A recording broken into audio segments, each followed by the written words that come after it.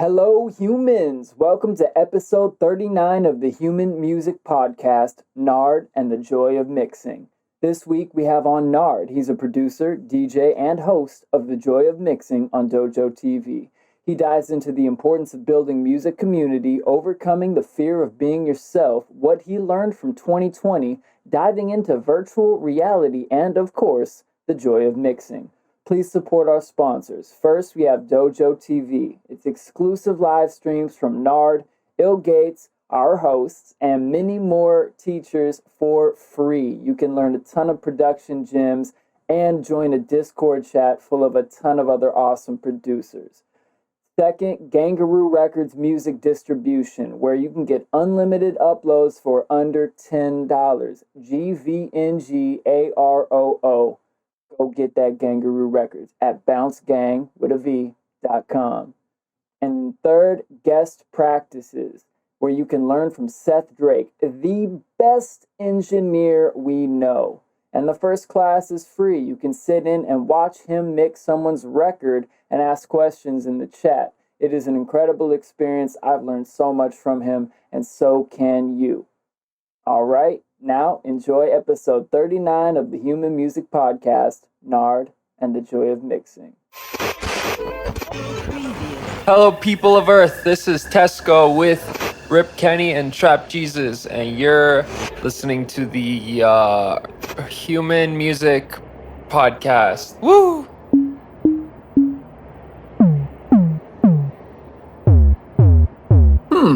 Human Music Podcast. I like it. Hey yo, what's good, humans? Thanks for joining us again today. We're bringing you another awesome episode with our special guest, KNARD Hawks. Yeah, he has his own series called The Art of Mixing. Is that correct? The Joy of Mixing. Joy of Mixing. Okay. Yeah. Where he goes in depth on a bunch of mixing philosophy stuff, and it's gotten some awesome response. If you're producer Dojo Peep, you already know the man knows what he's talking about. Yep. And we're super excited. Obviously, I'm joined with my beautiful co-hosts, Trap Jesus and Rip Kenny today. I know you are, but what am I? I know you are. And yeah, I'm super excited to get into it. You want to kick off the episode, KNARD, by just going a bit into sort of your journey with music and sort of how you got to where you're at now? Superhero origin story time. All right, cool. So my story began, I want to say, in 2006. That's like the first time I ever touched a DAW. It was 2006. I had originally gotten a copy of Fruity Loops. I think it was like Fruity Loops like 5 or 6 back in the day. But I was just kind of screwing around on that, like making like chip tunes. And mostly what I would do is I would find like the MIDI renditions of like video game music that I really liked, like Sonic the Hedgehog or like the Halo theme or something like that. And I would just like plug it in the MIDI channel and then play like put like a synthesizer over it and just like let it play and see what it sounded like. I was like one of these overclocked remix nerds who just like listening to like remix versions of your favorite video game music. So that's how pretty much I got started. I didn't know anything about music production back then, but I kind of come from a musical family. My grandfather was huge into music. He liked to sing opera. My uncle and aunt, they sing opera like I think they sing out opera professionally at one point. I don't know what they're doing now, but they've done like stage performance and stuff. So my grandmother plays what does she play? Piccolo? She plays something. She plays an instrument. My dad, he just finished his master's from Berkeley that he's been working on for like 4 years now, I think. So like very, very musical family. It's just kind of like in our bloodline kind of thing. But I never really like took it seriously until probably about 2011. And that's when I got into Ableton. And it was about 2009, 2010 is when I got into like my local DJ scene. Now I'm from Baltimore, so like the the DJ scene around here, like we're all about like everything from we get house music that comes from Washington D.C. You get the whole dubstep and like D&B section. Like that's D&B, like it might as well be its own like animal, like on the side. And then we even have like the hardcore crowd that comes down from like Pittsburgh and like even from Ohio that likes to come over to Baltimore and Cadam. So we've got like, we're like an epicenter of just like music in general. Like Baltimore is a very musical city. That's where I kind of like found myself in the music scene. And I was still kind of screwing around, doing whatever. And I used to go to this club. It's closed now. They closed because of the pandemic, unfortunately. The building eventually got sold off. But I used to go to this club called Club Orpheus. And Orpheus was like this more like EBM, like gothy, industrial kind of like, venue. We'd all go there and like listen to like Rammstein and Combi Christ and like like just like straight up moshing and get drunk kind of stuff. And Speaking Evan's language. yeah, I'm a huge industrial head. Like I grew up listening throughout high school. I grew up listening like Instant Confidence and like Combi Christ and like a lot of like German techno and stuff like that. And like so this is like my scene. Like I just loved going to Orpheus. It was like my thing. And I never tried my hand at DJing. So like I got to know a lot of the people there, some of the people who ran the place, and I just offered, hey, like, can I DJ a night? Just asking them, and they're just like, yeah, sure, that'd be fun. So threw together a pretty cool playlist, just like, my favorite tunes. And I felt like, just stuff that people could enjoy, Marilyn Manson and, any kind of, crazy fun stuff, MSI. Yes. And so, just like, it kind of spun off from there. So like, my first time DJing was literally, I think my 21st birthday. And so I got to do DJing and drink at the same time. And just, I had probably the most fun I've ever had. Like when you finally hit that first like joyous moment of like feeling like you're in control of everybody, like the music you're playing is making people dance. That is such a great feeling to have. Like I think that's what really kind of kicked me off into being like, I think music is my passion. And from there, like I jumped into like the local like kind of like anime nerd scene. Like we had Otakon here for the longest time before it moved to DC, and I've been going to Otakon since 2006. What's and Otakon? Like Otakon is like pretty much the East Coast biggest like anime convention on the East Coast. Oh, badass! Yeah, we got SakuraCon here in Seattle. Yeah, like SakuraCon. We also got a KatsuCon here, and we got like Comic-Con. So like MagFest. That's another huge one that I eventually built into is this MagFest. Now MagFest is music and gaming festival, and it's a lot of people like it's like a convention, but like it's meant to be like a music festival. It's a music festival. It's held at the Gaylord in DC every year. They're not doing it this year because of the pandemic, but they're doing it in another method that I'll get into later. But yeah, so I started getting in with like with all those crowds, like everybody who's just like into it to be like either they're just like loving music, they're into like the convention scene or anything. They like all kind of like bridges together eventually. You got the DJs who perform at the conventions, and you got the people who set that up, and it's kind of like all this giant circle, that everybody kind of knows everybody down here. We're all kind of like a bigger family down here, and so I've been doing that pretty much, and then it was about 2015 is that I took a hiatus from music, and I had to like really focus on myself as a person. I had to get like an actual career going for me, because you can't just pay for bills, off DJing, gigs and, stuff, that becomes kind of tedious. So I got myself a 9-to-5, and yeah, I just kind of crunched it out for about 3 years. And then little backtrack there is that in 2012 I got to open up for ill.Gates for one of his Church of Bass tours that came through to the Baltimore Soundstage, and he was doing that with what's his name? drawing blanks. Good old what's his name? Shout out. Good old what's his name? God damn it! I fucking met him too. Follow and subscribe. I met him twice too. God damn it. Anyway, Church of Bass tour. So yeah, I got to open up for him, and that was really fun. Stephen Jacobs. Stephon Jacobs. Thank you. God, yeah, such a loser. All right, no man, it's all good, bro. Anyway, I just googled it because I was like, fuck, what was Yeah. Who can remember things when we've got so many ways to have machines remember for us? Yeah, right. Exactly. So back then, I didn't used to be NARD.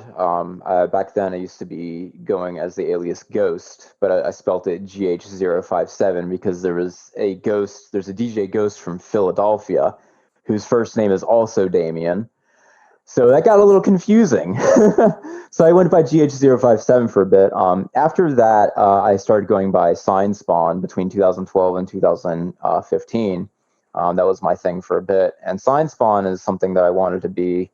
I wanted it to be like a label, but I couldn't get that off the ground. So I just kind of had it as an artist alias for a bit and just kind of DJed under that.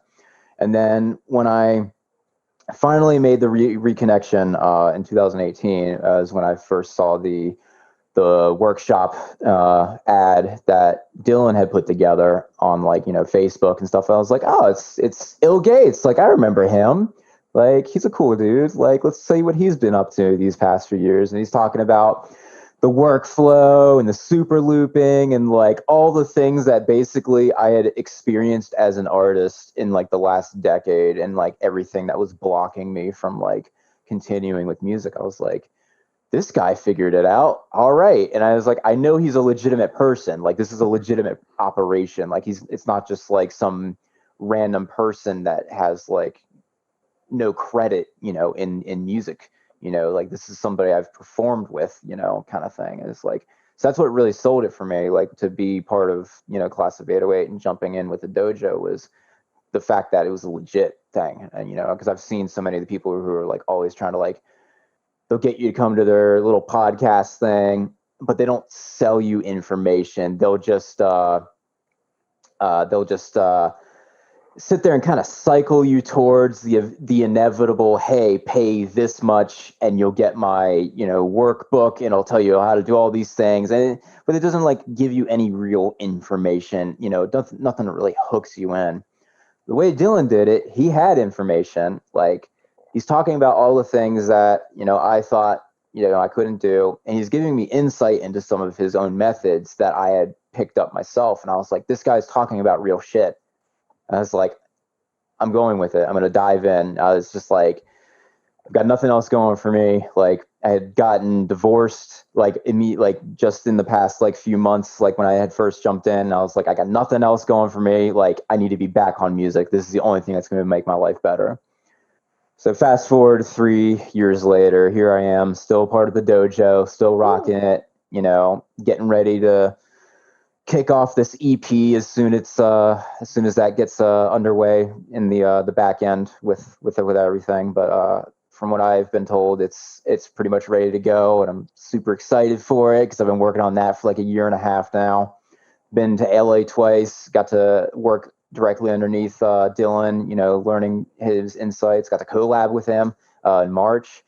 It's been a huge journey. I think this year specifically has been just a major like bump up in the journey. Like, I think I did the most I've ever done in music just this year, between going to LA, finishing the EP, doing this podcast, doing the joy of mixing on, Dojo TV. It's just been like so many new things, like, that's been like popping off all these new ideas, like, oh, I could do that and I can go and do this. Like, there's so many new things. It's like, just like the adventure is finally unfolding for me. And I think it reminds me of this one quote. I think it was Rob Swire, I think is who mentioned it. Rob Swire of Pendulum. He says that it takes about 10 years before you actually become like known with a specific passion or a specific art. It's about 10 years worth of really drilling it before like things actually start working in your favor. And I've seen some people just kick off within like the first year, and that's awesome too. But yeah, I it just always reminds me of like no matter how long you've put into your passion, you still have the opportunity to like go places with it. You know, I think of like actors who've been like, they didn't even start acting until like their 50s. I think it was like Christopher Lee. Christopher Lee didn't even start acting until his like 50s. And I think one of those first roles was King Haggard from The Last Unicorn. And then he did stuff with Star Wars. He did stuff with Lord of the Rings, you know, like, and this is a very, you know, much older, you know, gentleman, you know, who still followed his passion later on in life and still made something of it. And I think that just goes to say that, like, I feel like when we're young, we're afraid of being older, but I feel like when you get older, you get a little bolder.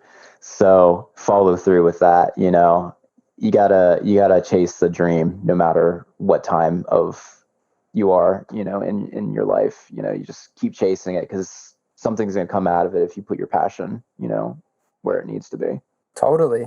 Man, so Amen. you briefly mentioned your series, The Joy of Mixing. What inspired you? Like, was there a turning point where you sort of felt like, all right, it's time for me to give back? I have this idea of how I want to go about like sharing this info with people.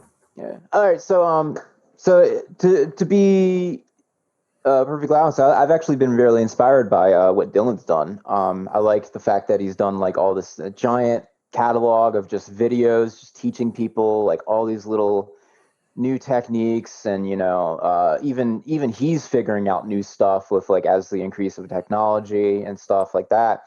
And so being part of the dojo, like it always made me want to do more. Like, you know, when the dojo first started kicking off, like I tried to help out the Discord a lot, and that was back when Baffy was still running it. And yeah, just I wanted to dive in. I wanted to try and be a part of something bigger than myself. You know, I wanted to be part of the community. And I think this year, honestly, is what really kind of kicked it off, is when they announced the Dojo TV stuff. I've been friends with Munchie for about a year now, and me and him, we're local to each other. So like we're always, you know, hanging out and everything and chatting and stuff like that. And, you know, on occasion we'll come and write music, you know, with one another.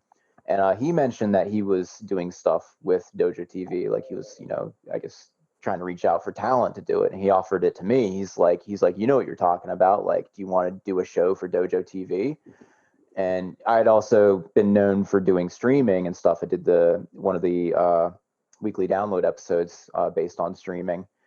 And so I was like, yeah, like, let me jump in on this. Like, yeah, totally. I'm all about that. I think a lot of it comes from Bob Ross as well. That's kind of where I get the name from, is, you know, the joy of painting, joy of mixing. Bob Ross has been a huge inspiration in my life.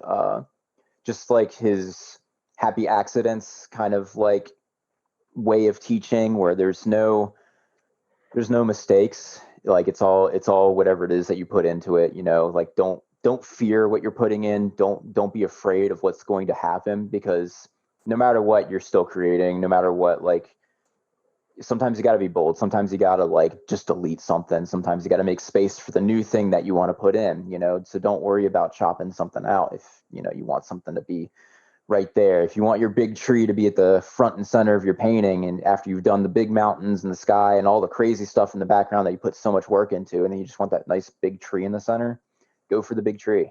Like, do it. Yeah, because it's gonna cover up some mountain and some hill. It's all right. Some of that sky is gonna be gone. It doesn't matter. It's about the tree now. It's gonna bring the entire thing together. It brings the foreground of what you've been building this whole time together. So like, Love that. it's like the face of the painting.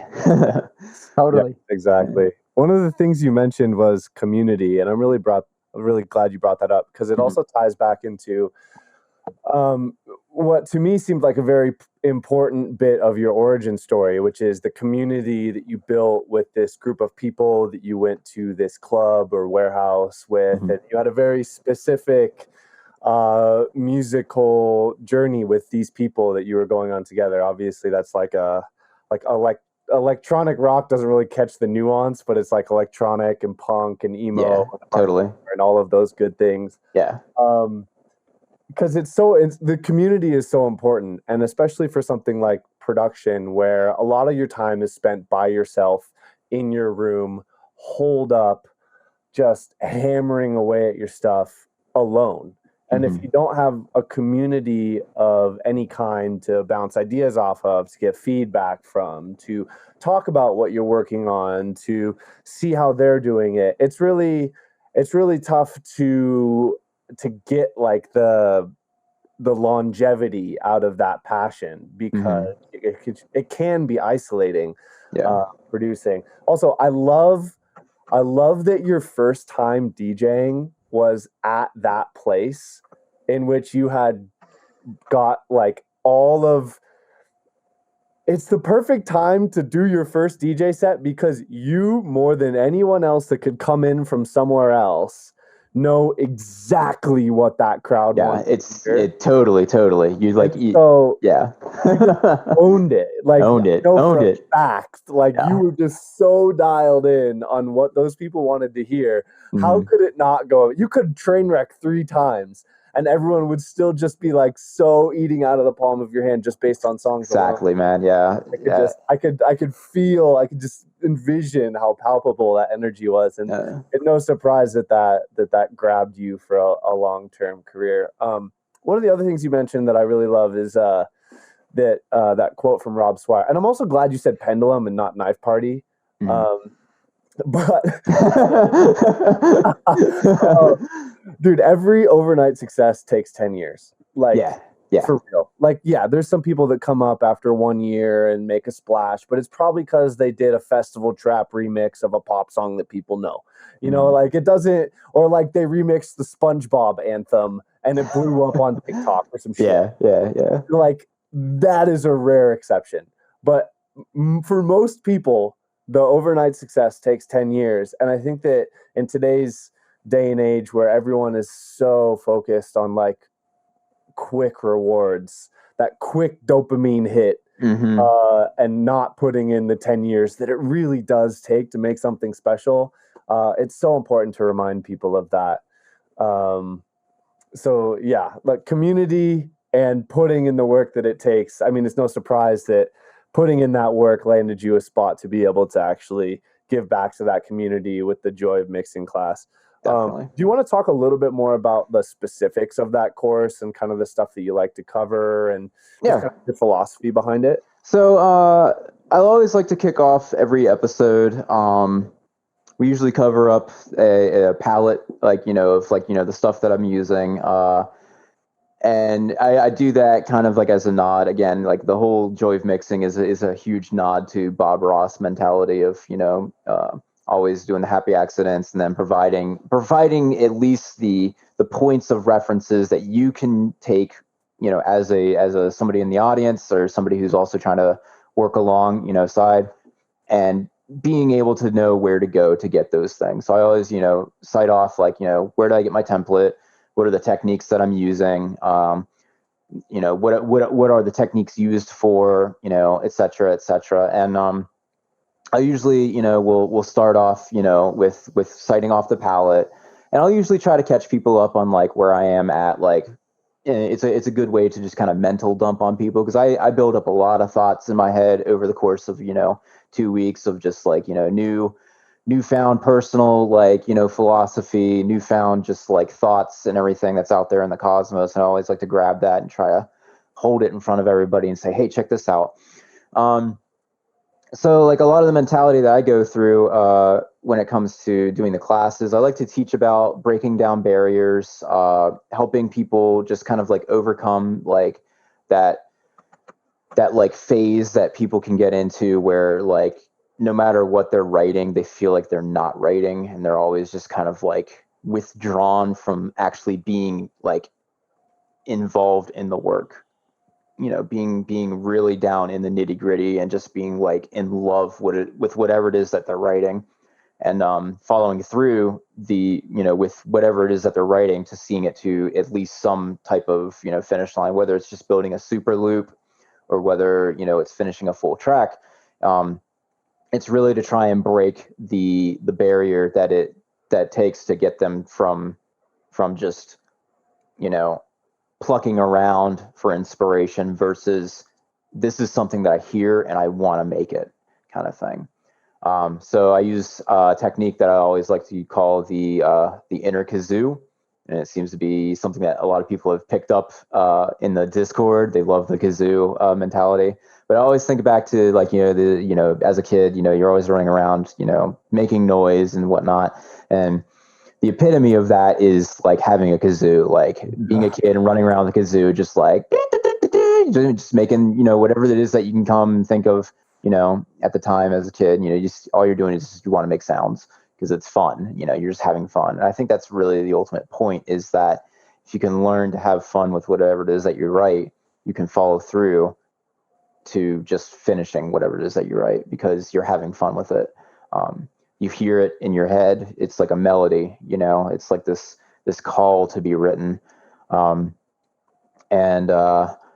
So that's like the very first technique that I like to use in the joy of mixing is we break that barrier of like the point of being in a moment of silence to breaking through.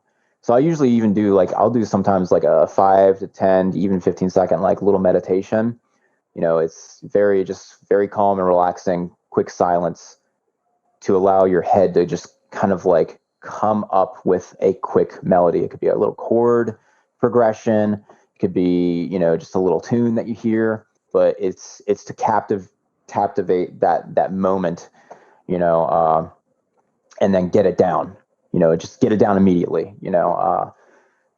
It's kind of like, I know, like when I'm in the shower, for instance, I'll hear music in my head. I feel like that's also why people sing in the shower. Something that happens with the psychoacoustics of water hitting surface. It can be mesmerizing, but it can also be inspirational for some reason. It just has this thing that like makes you want to hear music. And I think people who have that ability are going to be more capable of picking up that inner kazoo technique a lot quicker because they can hear the music in their head. Like, when they pull in that silence for a moment, they can hear that melody and then they're immediately into it because it's something that they thought of just then and there, and they can fall in love with it and just go with it. And that's another thing about that I like to emphasize a lot in the joy of mixing is like, it's like a no hesitation zone. Like, just go with it. Kind of like how Dylan was always just say yes to everything, because there's a point where you should just say yes to everything. Like, if you like it, say yes to it. It's thumbs up or thumbs down. If you don't like it, whatever, write something else.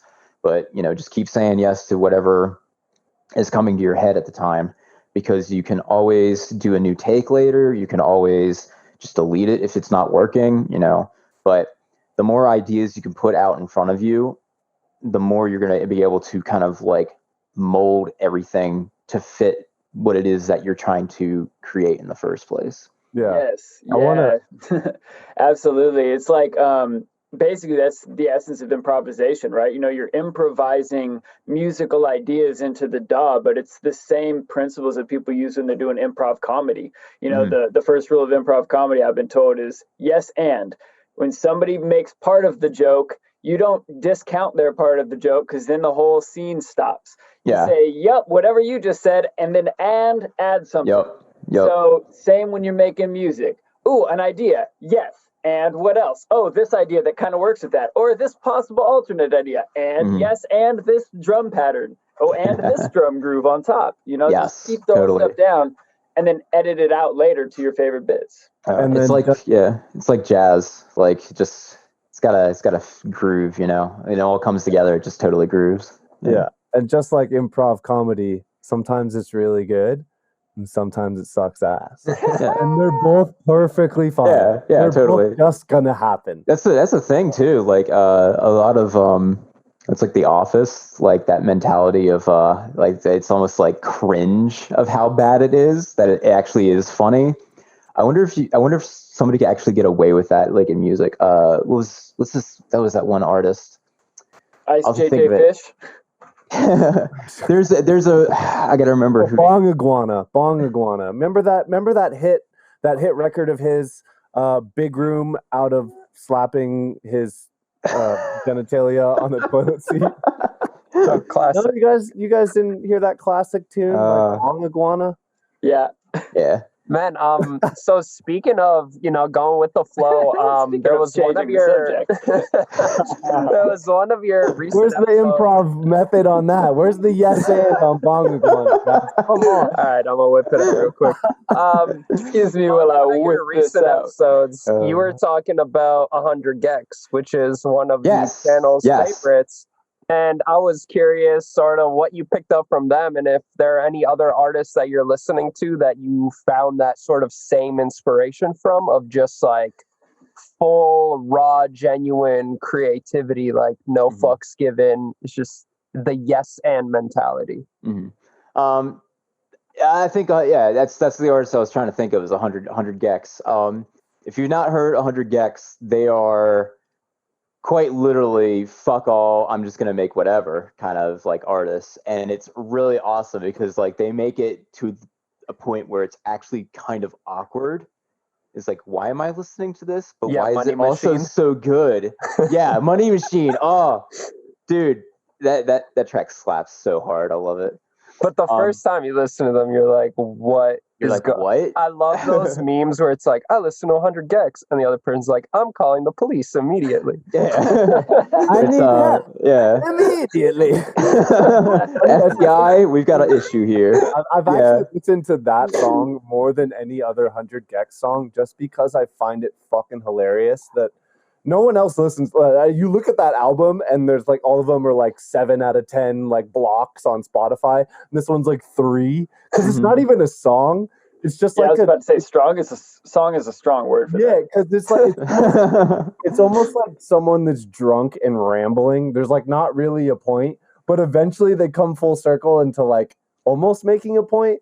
It's like there's this one sample in it. It says, "I need help immediately," and at the beginning, and then it plays at the end, and everything in between is just like random one shots. Everything from like a chord stab to like a dubstep growl and like weird out of tune plucks and like a water drop. It's like it's like somebody just like flicking a switch on a keyboard, going through like the entire sample library, just seeing what the hell came out of it. Just twisting the knob on a 128. Yeah, 128 exactly. It's just like a 128 exactly. Hey, I feel like actually now that I think about it, that's like a good analogy for that kazoo mentality you were talking about, but like pre-editing is just like throw all the things even if they're unrelated and edit it after.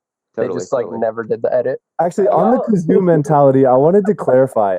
So when you're doing that, are you talking about like looping the beat and then taking 15 seconds, or like just like taking 15 seconds of silence and thinking of something and then trying to get it into the computer, or think of something and then hit record and like try and kazoo with your mouth into the computer, or like what's the specific process? So that could be any kind of way of using it. If you just want to listen to a beat and you just like you find your zone, like go for it. Yeah. If you just want to take 15 minutes, I usually take 15 like seconds of silence, just to kind of think of something in my head, and that could be anything. It could be like a chord line. It could be like just a vibe that I'm feeling. It could be a vocal line that like I'm just like I could be like, this is something that could be said in a song, so I should just get that out real quick, and then I can try and mold something out of it. And I could do inner kazoo like 1 or 2 or 3 times, and like try and come up with things. But it's usually just kind of like think of something and then try and get it in. But you allow yourself that moment of silence, because silence is kind of what needs to be broken in the first place. So if you take a second, little mental reset, and just think of something, doesn't matter what it is, but something pops in your head, just run with it. Like, it's in your head. It's meant to be in your head for a reason. Run with it. Fall in love with what's in your head, because if you're constantly chasing after trying to be somebody else, you're going to try and create the stuff that they've already created. And it just kind of is like, what's the point in doing that? Like, they already made that. Create the stuff that's in your head, because the stuff that's in your head is your music. That's the stuff that you need to get out. And I feel like a lot of the things that people are afraid of is they're afraid of being themselves. They're afraid of that criticism, of like, oh, this is, this isn't good enough, kind of thing. But like any type of music can be good enough if you're developing it, producing it to the the quality that, people want it to be anyway. You can make music sound good no matter what you're doing. Yeah, that's the scary part about making your music is like truly your music. Yeah. You don't want to it's like putting the realest version of yourself out there, and then if people are like, no, we don't like this, then you're like, oh my god, like I'm That's done. me. I'm flawed. Yeah. I'm just like, me isn't good enough, right? It's like Yeah. the most difficult and the most rewarding if it goes well. But what I would offer to people is that even if your direct feedback on the truest version of yourself in music isn't great, either it's not necessarily that what you made is bad. So don't take it personally. It's more important that you create authentically, and if your production skills aren't there yet, they will get there. Or if the person listening to that music doesn't have enough of an open mind to understand the nuance of what's going on, that could also give you some negative feedback that just doesn't mean anything. Yeah. The nice part about today's music climate is that you can find a niche of 10,000 people on the globe. There's only 10,000 people on the globe, but there's only 10,000 people on the globe that can exist in a niche. Yeah. Anyway, you can get very specific with your music taste and people will still be able to find it. Yeah. So we've talked about this on the show, but you need to be authentic, and like, it is so scary to make that original version of you in sound, but that is truly the way that you will make a name for yourself. Totally. Yeah. It's kind of like Avi said, is that like, you find that niche, and like those 10,000, people will eventually find you. It's kind of what I actually like to say a lot in during Joy of Mixing, is that more recently, is that it's kind of like, fuck the rules, do whatever you want, be yourself, because the music that you create, you're going to cultivate your own niche. You're going to cultivate, like, people are going to find your music, and they're going to love you for your music. And that is what truly is what defines an artist from just a regular Joe. And, making music is that you've created something. You've created a whole new genre of your style of music, whether it's based off other genres, in the sense of everything's a remix at this point, but you get to cultivate your own, following. And so long as you're constantly putting out your style of music, the music that is you, people are going to find it. People are going to love it. It's like domino effect. As long as you keep putting it out there, people are eventually going to find it. It's way better to have 5% of people be like, holy fuck, I couldn't live without this, and the other 95% to be like, that's garbage, than to have 85% of people be like, yeah, it's pretty good. It's nice. Yeah. Nice. Yeah, totally. And me. Yeah. That's kind of one of the stories that Dylan tells, is, when somebody can come up to you and say, this song in particular, like, made me feel better, or this song got me through a dark time, this changed my life, kind of thing. Like, that's the music that I feel people should be writing, and not just trying to be like a copycat of somebody else. I mean, in the sense of everything is a remix, like, it's always kind of cool to pull in inspiration from other artists. It's kind of like a nod to them, but you can still be yourself and write your music. Dude, it's so funny too how, like, if you ever, you listen to interviews with people that like their most prolific song that touched the most people and had the biggest impact was 9 times out of 10 the one that they were vulnerable writing and that they were really unsure about putting out, because they felt like it was too close to home, or that people wouldn't connect with it, or that it wasn't quite finished yet. And like, it's like that raw beat that like just got released, and like they want to remaster it and refinish it, but you're not going to, because it's like just raw and exists. Those records that the artist was the most scared about end up being the most prolific, the most touching. Yeah. So don't be afraid to write those raw records. People appreciate them. Definitely. On that definitely. note, on the contrary, at what point do you feel like people should start worrying about originality versus trying to emulate some of their favorite artists? Because I feel like it's almost a hindrance in a lot of the sessions I do, where people are afraid to do anything that's not 100% original, and then they don't end up finishing music. When do you feel like is that point when artists should, I guess, it's kind of hard to phrase this, but like believe in themselves and like take that leap of just, I'm going to do whatever I want? For me, I think it's when the artists themselves feel comfortable and confident enough to do it. For me, it took me almost 10 years to have that breakthrough. I think it was mostly just from this year. Sometimes it takes something. Something has to click, you know. As an artist, I think I spent most of my time trying to sound like Skrillex for like the longest time, you know. Amen. It's just a thing you do, you know. You copy, you mimic. It's like they say mimicry is the greatest form of flattery kind of thing. But you mimic the things that you like because you want to make something just as great. So you try new things no matter what. Like for me, I have a huge mental capacity for all types of genres. You know, I listen to classical, I listen to metal, I listen to rap and hip hop, I listen to EDM, you know, industrial music. So like I've always kind of been all over the place with music. If you look at my backlog, I jump from genre to genre for probably the last 7 years of making music. But it really took, I think, mostly this year to really kind of have a reflection on myself. And I think that's what every artist eventually is going to need to do, is that if they want to really chase after creating something that's so pure and original and raw to themselves, is that it requires a deep reflection of who it is that they are as a person, you know, and who it is, not who that they've grown up to be, but also who they want to become.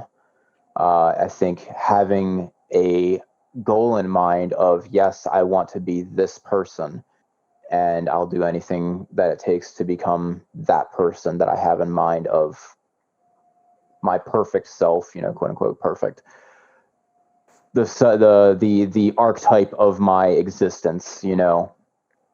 If I can become that in this lifetime, then it's worth anything. Like, kind of nods back to Dylan's the psychological exercise of, if you were to die and you were given the choice of reliving your life, would you say yes or would you say no? And they say the people who would say no are the people who did not make the decisions that they wanted to in their life, because they would regret having to relive their life, you know.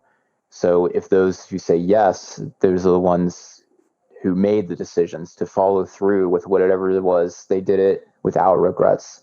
I've had a slogan for probably the last 10 years, and that slogan is no regrets, only progress. Because in truth, you can always make a mistake, but if you can learn from that mistake, that's ultimately what becomes the better of it. Man, that really reminds me of a slogan. I like that a lot. No regrets, only progress. It reminds me of a slogan that a bunch of folks were using around the beat battle scene I came up in over the past few years, which was no losses, only lessons. Like you put yourself out in the world, you showed up, you got on a stage against somebody else, and they kicked your ass in a beat battle. You didn't lose. The only way to lose is if you learn nothing. You know, just like putting out a song or showing somebody a song and finding out that they didn't like it or they didn't like part of it. It's not that it's bad. It's that it's you as an artist are a work in progress always for your whole life. Definitely. And you get input. And sometimes that input is like, this person didn't like it, but that's okay because I know where I'm going with this. And other times it's like, oh, this person could have liked it, and I want them to. And if I make this change in my technique, I think I could get my ideas across better. And we don't have to take all of the advice and all of the criticism we get to heart. Take it take it into your hands and weigh it. Like, does this bit of criticism actually apply to what I'm doing and help me get closer to where I'm going or not? And some of them you choose to keep and some of them you choose to set aside. Yeah. What always I think about when it comes to, like you said, it's like you got on stage, you did this, you still got your ass handed to you. I always like to think of it as, even if that were to happen, think about all the people who didn't do that. Exactly. Like, they're the ones who showed up to check it out, but they're not the ones who had the cojones to get on stage and, still get their ass handed to them by somebody who just maybe practiced more or just had, just a vibe that they really, rode off that night that, maybe somebody else just couldn't pick up on, and just, the energy, how energy can't be destroyed, it's just transferred. So like some people just have the energy for it and some people don't. And I think as an artist, I think it's constantly trying to find those little spots of energy that are going to just push you a little bit further towards, the things that you want, as an artist. So on that note, you talked about how 2020 was your biggest year of growth and you found that energy and that push, especially this year. What do you feel like were some big takeaways that you're going to move forward with that you picked up from this year? So this year, I mean, like, I think for everybody, I think this year was just a huge year for reflection, a huge year of taking a step back and really kind of looking at the world around us in a different way, because everybody's kind of stuck at home, it's minus like, essential workers and, those who have to, still go out and, fend for themselves kind of thing. And it's kind of a chaotic world right now, at least here in America, because of just the way things have gone here. And I think that for me, having the time to myself to really reflect, I had a lot of inner stuff that I had to deal with from things that I've bottled down since, I was younger, stuff that I bottled down from my marriage that had failed. Just a lot of like internal things. And what it truly kind of culminated into is that I just felt like I wasn't who I could be. I felt like I was being less than myself. I was trying to serve the needs of others and not serve the needs of myself. And I think that ultimately was the lesson that I needed to learn. I think I spent a lot of this year not focusing on myself. When I tried to take steps to focus on myself, I get sidetracked. I'd get, manipulated out of it, whether it's by other people or work or something. My energy, knocking back on the energy topic, energy just wasn't being transferred back to me. I was sending out all of my energy to the rest of the world to try and make the rest of the world feel better, because that's what I like to do. But in the end, it just drained me. And I still am overcoming feeling drained. I've been drained probably the last few months. But going back out to LA, meeting with Dylan a second time and getting to just work closely on music and following through with something that I wanted to do, something that I believed in, something that was going to make a difference in my life, no hesitation kind of thing. Taking the leap. I think that's what truly kind of at least set me forward to kind of realizing what it was that I wanted to do in life, who I want to be in life. I started researching my roots a lot more, from just a, physical standpoint, like, kind of coming out as my own self, better, being the person that I want to be, shaved my head, dyed my hair, started putting on fucking, my black eyeliner and stuff again. It's stuff I did when I was younger, but it's the stuff that made me feel like an individual, you know. It's the stuff that made me feel special for myself and not for anybody else. And I want everybody to feel that, as artist or not, like everybody deserves to feel that kind of energy, to be able to focus inward and being able to mold yourself into the being that you want to be in this lifetime, you know? Yeah, man. It sounds like you've made a real commitment this year to following your joy on your path. Exactly.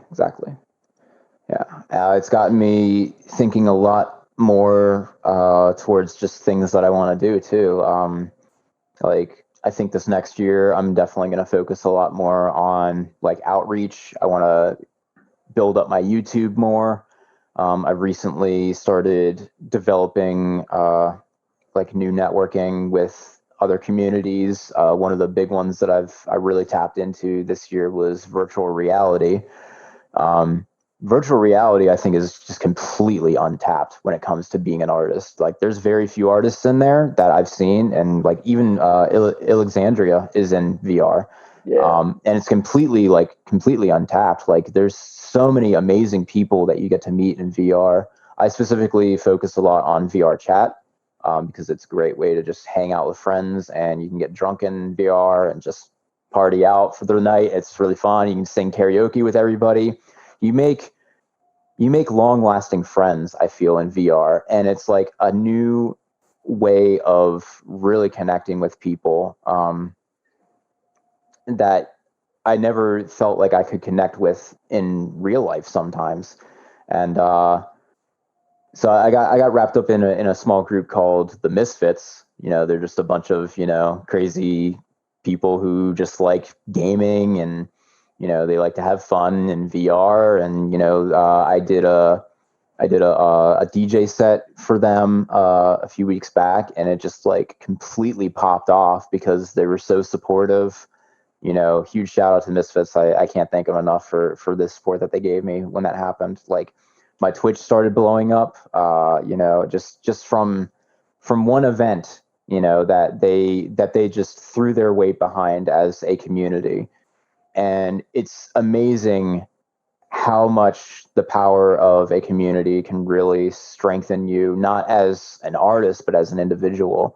Is when you can feel like those people are truly there for you, it really lifts your spirits up, because you feel like you've made a connection that can't really be acquired any other way. Like, you can't buy that kind of that kind of connection with people. You know, it's like something, you feel it in your gut. It's like they're family at that point. Like, it feels stronger than just the facade that people have when it comes to just, you know, the in-betweens of, you know, whether you're an artist and they're a fan, or, you know, just, you know, people who just post on social media all the time, and they build up this facade of their persona on the internet. But when you can actually have like people that you can talk to on a daily, like I jump into chats daily with them, I'm on voice chat with them, we're always talking about video games and everything and stuff like that. When you can make those real connections, I think that's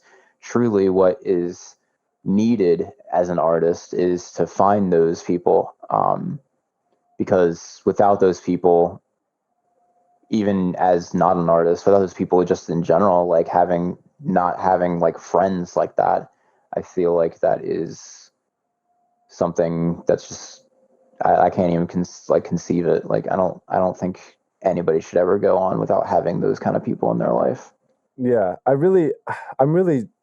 think this is such an interesting topic to me. VR is such a fascinating concept. I would love to dive more into the specifics of, you know, like what is the platform? What is the means of, like, when you play a DJ set in VR, like what does that look like? I wish I could pull up the video for the Zoom right now, because I totally could. Is it on YouTube? No, it's not on YouTube. It's on my Twitch archive, but it was also on my Sick. older computer. But I can show you guys. Hey, hold up. Cool. We can also link it in the description to your Twitch. Yeah, so check this out. All right, so this right here is a Quest 2. This is like the upgraded model for like 256 gigabytes. This is about a $399 model. They have a 64 gigabyte model for $299. So it is like a gaming console. I highly would recommend getting a Quest 2. I personally hacked mine. There's the Quest 2 itself isn't it's not really capable of processing graphics the way that a PC could, but it has the ability to tether into a PC using a cord, but it's also a wireless headset. So I hacked it using virtual environments so that the GPU in my computer is doing all the rendering, and then all it does is stream the visuals to the headset over Wi-Fi. So I get the best of both worlds, and I can just run around my house with a VR headset on, and it's really fun. You don't hit walls or nothing? Well, you set up it's called the Guardian. You set up a Guardian, and it allows you to basically track, like, your inner room. I usually set it up for this room in particular, and it's, a good amount of space. I can stand up, and, I can DJ right here and everything. But, so in VR, what is really interesting about VR is that, it's hugely creative. Specifically in VR chat, it's a hugely creative platform. So people who jump on VR chat will make their own avatars, like three-dimensional graphics. These are people who just go in and just do it. Like, they just create their own avatar, three-dimensional. They create the asset in Blender.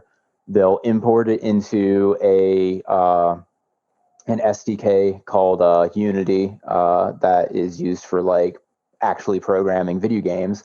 And then there's third-party SDK that comes with VR chat. It's a VR chat SDK. And what's an SDK? Software development kit. Cool. Yeah. So it allows them to basically just take the asset that they created in Blender and basically set it up so that it can work and operate functionally as an avatar in VR chat. So it's literally, people who are doing this are literally teaching themselves game development, just being part of a community. And so they'll do that for their avatars. They'll create world spaces, and they'll, like, decorate their world space and all kinds of things. They'll build functionality, like they'll make card games.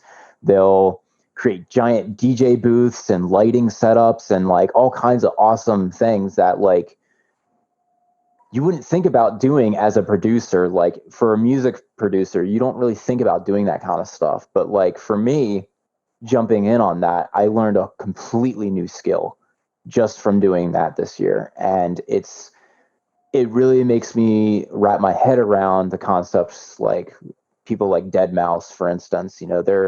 They're developing their, like, cube software light show, or Pretty Lights. They have their entire light show that's, like, more so, it's less the music that they're doing. Like, the music is a big part of it, but the experience that you're developing as an artist comes from different skills, not music.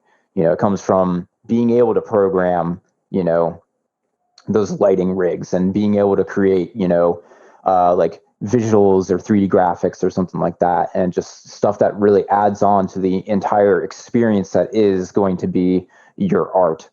I think as a musician, in EDM or whatever, I think the bridge between being a musician and being an artist is the gap of skill set. And it's that you as a musician will write music, but you as an artist create the experience that is going to connect the music to that experience.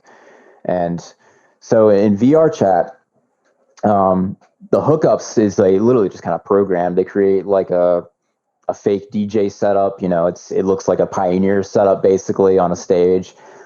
They've got buttons on it that say I'm live, and then it basically connects to your audio output, whatever it is. And then you just do the ones and twos. You hook it up through a software or, like, a mixer. You pull in the signal, and you just go to town, just start mixing. It's pretty clean cut. Like, if you just know how to do it, if you understand hookups enough to be able to pull in, audio from a analog to digital, and being able to set up kind of similar to how you set it up in, like, a live stream or even in Zoom. It's that quick and simple. So is there like a festival stage and then like a crowd, and like the crowd is like people in VR with an Yep. avatar or whatever. Yeah. They like show Yeah. up and they're like Yeah. standing in a crowd. What? That's so fucking Yeah. cool. Yeah, they'll do like club environments.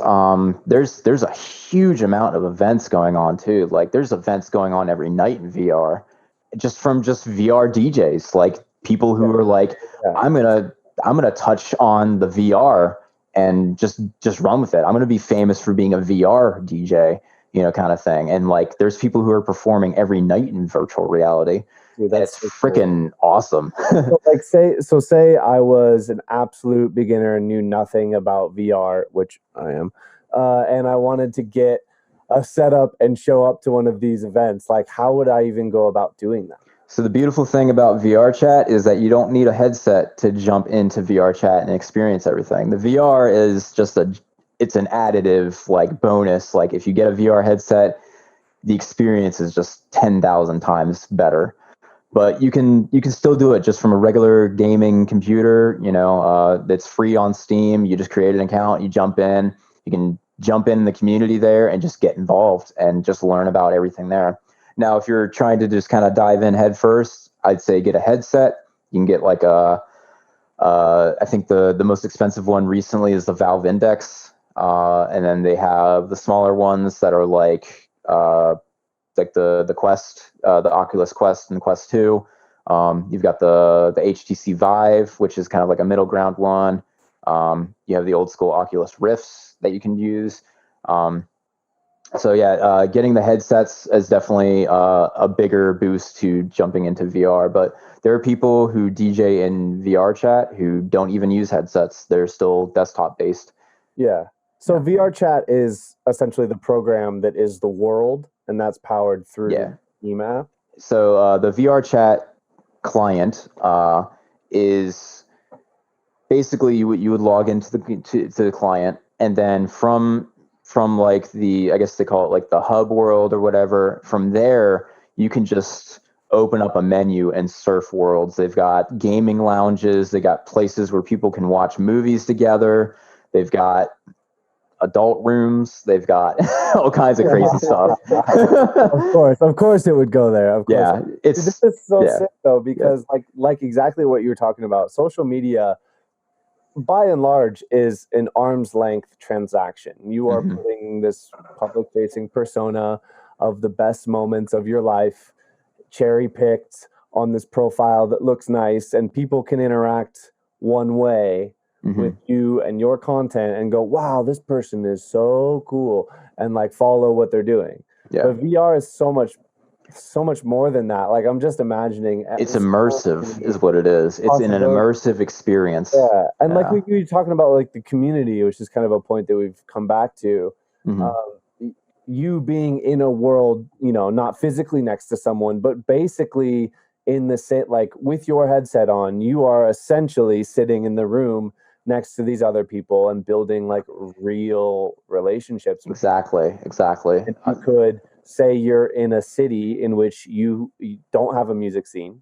You have no one that has all of the same interests as you, which is very common for producers. Like you're into a very niche genre of music, and like you couldn't even fathom someone in, your local town being into the same interest, and you can find those people all across the globe and essentially have a like hangout with your friends that are from anywhere in the world that are interested in the same thing. It's just like I absolutely love that concept. Yeah, it's even more enjoyable because, like you said, it is like around the world. And again, you as an artist is all about developing skill sets. I've literally had conversations in other languages with people in VR chat because there are people who like speak other languages and they'll have like broken English, and I'm sitting there trying to talk to them in broken Spanish or broken Italian or broken Japanese, stuff like that. And it's so cool to have that experience because a lot of the time I don't even get that experience in real life, Yeah. And then like I think what's really cool is you get to kind of touch base with not only like older people, but you get to touch base with the newer, like younger people too. Like you get to kind of understand like what it is that they're experiencing growing up in the internet, growing up in VR, growing up with the pandemic being the first thing that happens when they get out of high school, stuff like that. And like really kind of like wrapping your head around that it's not just you in the universe, it's not just your crowd or your generation or your mindset, but there's so much more to like learn and understand from other people, and to really have a wake up call to that, and like to hear it from somebody who's younger than you talking about the world in their eyes and having a real connection and being able to connect with them on that level. It's totally major. It's massive. So that's so cool. So we were talking about quite a few episodes ago, like the future of the music industry, as it seems a pandemic world is, an unknown, basically length of time, or like when the next one happens. Mm-hmm. Like, is this world that we live in now going to basically propagate itself further into the future, and we're just going to have to figure out a way to deal with this new landscape of the world? And for a music artist to be able to continue to reach their fans and have interactive experiences like you were talking about, an artist cultivates and curates the experience for the listener. When you're not standing in front of them with a light rig and a big sound rig, like you can't do that. And to us, like we were talking about, the future of a live event, if this is the world that we now know, which we don't know if it is or isn't, would be something like VR, right? And so to talk to you and have your knowledge firsthand in that environment, like, do you see that as a way going forward that would be, like we were talking about the example of like a festival. Like a festival would be like a petri dish for a pandemic, right? That just it's not feasible to do. Yeah. Do you see like a festival type environment in VR being a near future or a distant future, or like what would that even currently mean? happening? So like, do people like charge like admission? Like some people have. I forget which event it was. It was occurring in August, September, when I had visited Dylan last. He had been doing a set, I believe, and they were selling virtual tickets. I think what they were doing is they put on the show for free in like on Twitch, so you could like still enjoy the music and everything on Twitch, but they were selling tickets virtually to connect to their server to allow you to go to the stage in virtual reality and like log in and have your own person there, being able to hang out and, just have fun on that virtual environment. Yeah. And I've seen it happen with artists like Dorian Gray. Dorian Electra. Dorian Electra. Dorian Gray was that guy who had that aging painting. Yeah, Dorian Electra. Dorian Electra, awesome artist. I fucking love Dorian Electra. Like, but they set up in Second Life. They had an event going on in Second Life at one point. Yeah, Second Life is kind of like a predecessor to VR chat. It's what they wanted to be VR chat about 10 years ago, but they couldn't get virtual reality to work. So it just became an online, digital client, you just kind of game on, but it's essentially the same thing. You create your avatar, you can go to the worlds and stuff. You get to design everything and, you log in, hang out with friends kind of thing. It's basically the VR chat is like the spiritual successor to Second Life, and in a lot of ways is a lot superior just because of what you can do in VR chat versus what you can do in Second Life. Second Life is still a really good platform though. Like I spent probably 5 or 6 years on Second Life. Yeah, I remember Baffy talking about Second Life after playing shows and that. So so for someone who is coming up now, who is starting to make music, who feels like potentially live shows or might not be the meal ticket, the last remaining meal ticket for a DJ, because you can't make money selling music or merch. Like the only way to make money as an artist is to like play live shows. Like how long do you think it's going to be, if at all, before the mainstream catches up and enough people have VR headsets and enough traction has been gained to where you could make a viable entry as an artist, playing in the VR sphere? That's a very interesting question, because I think that really is going to kind of depend on how things go. Do we get this vaccine and do we return to some level of normalcy in our current society? Or does things just can kind of continue in this downward spiral and we're stuck in a more or less dystopian world where we're not really physically seeing one another anymore, and we have to rely on technology, and we have to rely on, things that are going to basically supplement what we used to do.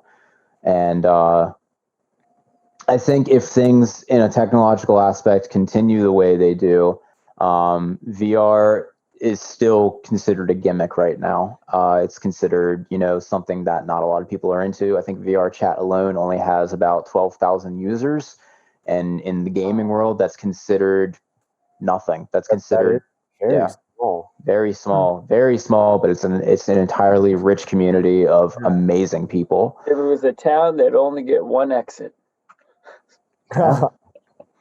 Yeah. So for VR would need to be, it'd have to be like a Facebook kind of thing. Sure. It'd be like everybody jumps in, because it'd have to be something that's completely accessible. Yeah. It'd have to be like VR chat being, just a computer game. It's already accessible, but just not a whole lot of people do it. It had a spike in memery about a year or two ago.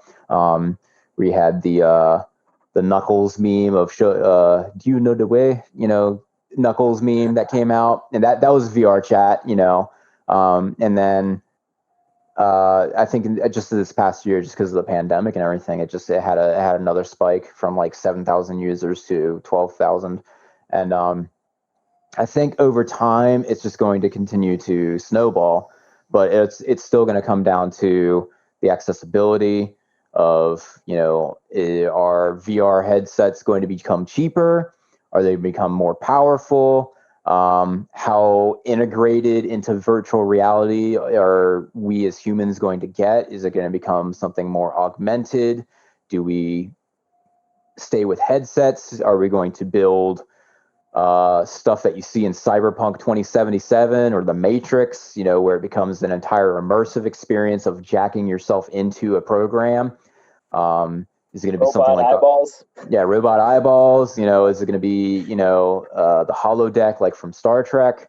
Like there's so many different avenues to approach this kind of thing, and it's really just going to come down to the state of technology, which I feel currently. I mean, we've been in VR generation, I think, for at least 4 to 5 years now. Ever since they standardized, NVIDIA had standardized the VR ready, certification on their graphics cards, that to allow VR to be an actual thing that people get into. Still, 5 years down the line, still considered a gimmick. It's more and more people are picking up on VR as a viable console to play video games on, but it's not like everybody's still doing console gaming. Everybody's still doing PC gaming. I think it's still a very small community of people, and it's really cool is because it's kind of like where some genres of music are considered the underground,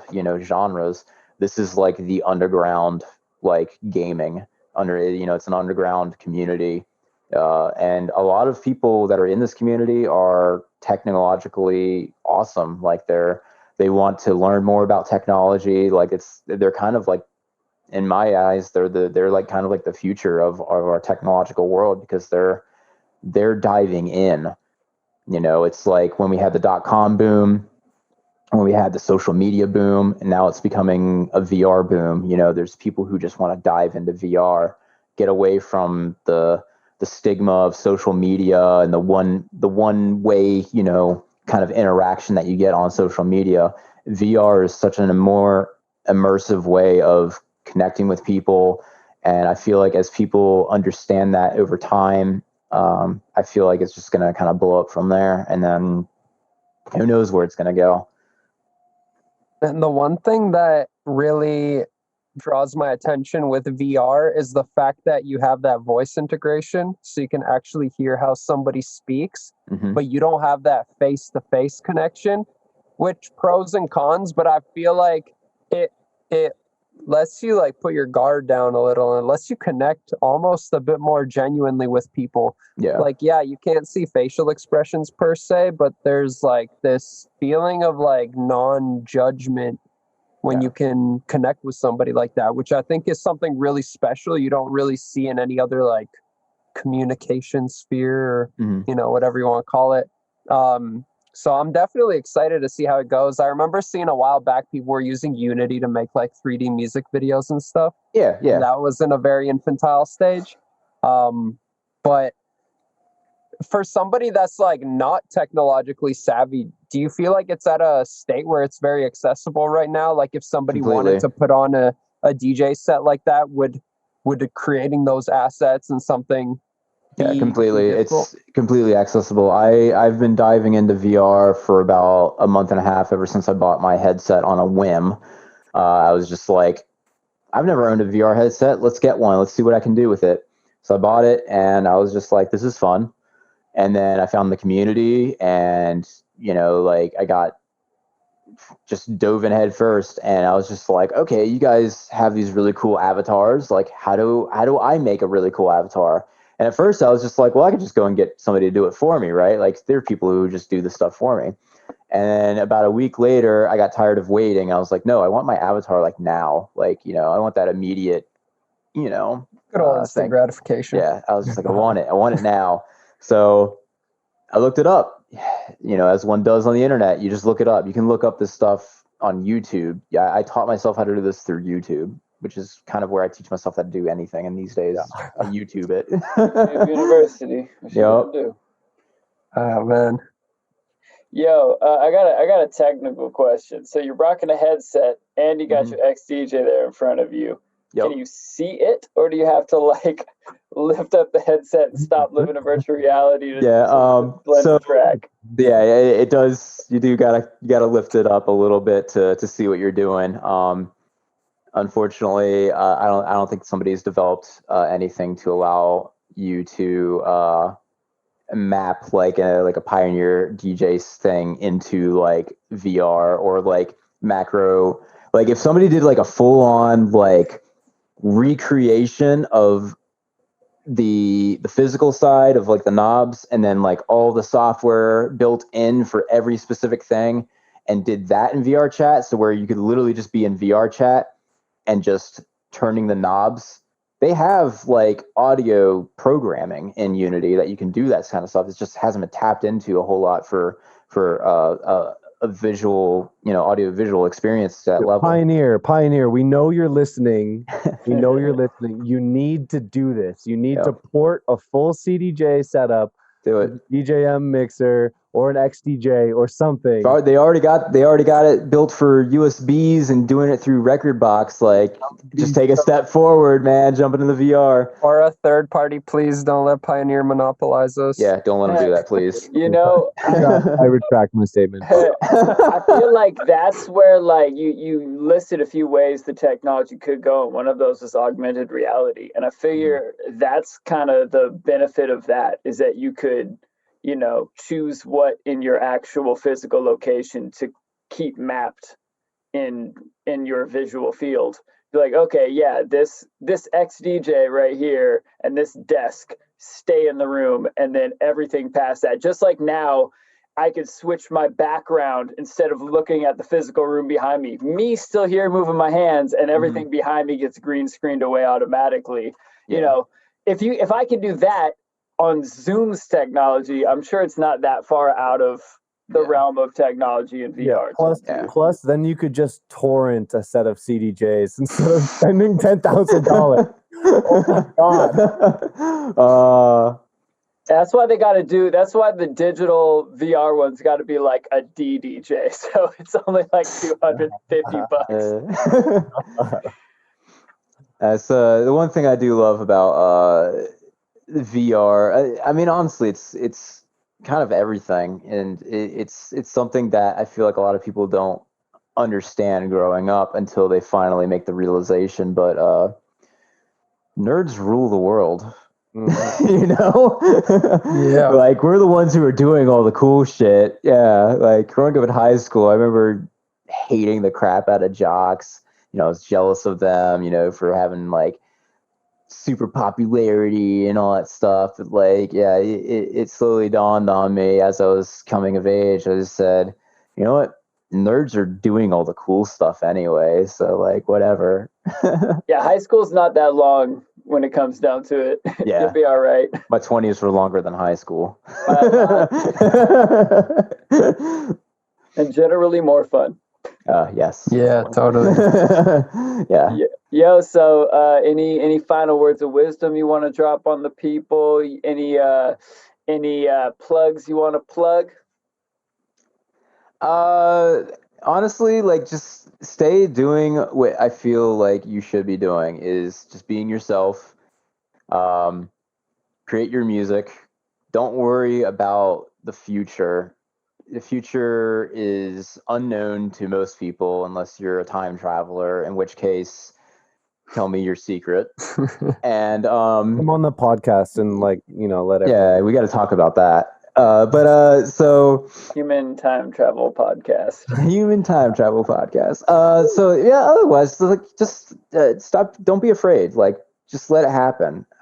When you can learn to let go of all the dumb shit that it's in your head that's just blocking you, whether it's worrying about, you know, I don't want to say trivial things because nothing is really trivial, but like just the things that shouldn't really be affecting you. Like, sometimes I think the best way to go about writing music when you are feeling vulnerable is to let that vulnerability come out. If you feel like you're flawed, be flawed, you know, in your music. You know, if you wear it like armor, nobody can hurt you. You know, as I think it was Tyrion Lannister who said that in Game of Thrones. Yeah, it's like you wear it like armor and nobody can hurt you. That's really what it kind of comes down to. You are just as flawed and vulnerable as anybody else out there. Even super famous people, they all got their problems. You know, some of them got bigger problems than you do, probably. Mm-hmm. So like, don't worry. Like, there's nothing really to worry about.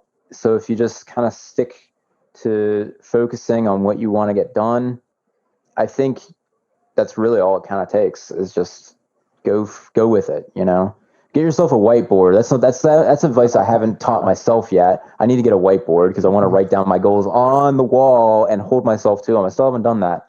Well, if you can't get a whiteboard, like a little notebook, even it just lives next to my desk at all times, mm-hmm. and I can see the to-do list. Like, I still got to watch that tutorial video. There you go. Yeah. Make that video and make that sample back. Like, okay. Cool. Yeah, I usually write notes to myself through, like, you know, like an email or something, or I'll figure out some way of doing it. But just writing stuff down for yourself, whether it's, you know, a mental note or if it's just a quick one line on a keyboard or something that you just want to get done and be like, all right, well, that's my writing for the day. Getting those thoughts out and to a concrete medium, honestly, is going to put you 100 times further than anybody else who isn't doing that, because you're at least solidifying it in some way, shape, or form. So, and yeah, like you said, your motto, no regrets, just progress. Yep, no regrets, only progress. Yep, only progress. Yeah, just remember that people, old grandmas and grandpas on their deathbed, they don't regret the shots they took and missed. They regret the shots they never took. So just gotta send it, you know. Full send. Full send. Yeah. What did Michael Scott say in The Office? Is like, you Error, you missed 100% of the shots. He said it in like an awkward way. The line is you miss 100% of the shots you don't take, but he said it in like this like really like stupid way. I think it was like Kobe Bryant, and then that. Yeah. It's Michael Scott. Yeah, Kobe Bryant, Michael Scott. Yeah. So humans, make sure you go follow Nard and check him out. He did episode 175, talking streaming on the weekly download. So make sure you go get on the weekly download, check him out there, along with a bunch of other dope stuff. Check him out. He's on every other Monday on Dojo TV doing The Joy of Mixing, an awesome show. And by the way, thanks for that shout out you gave me in the last episode about vocal comping video for the summit videos. That's something that Dojo members can also get access to. And thanks so much. Peace out, humans, and peace among worlds. Fun, hell yeah.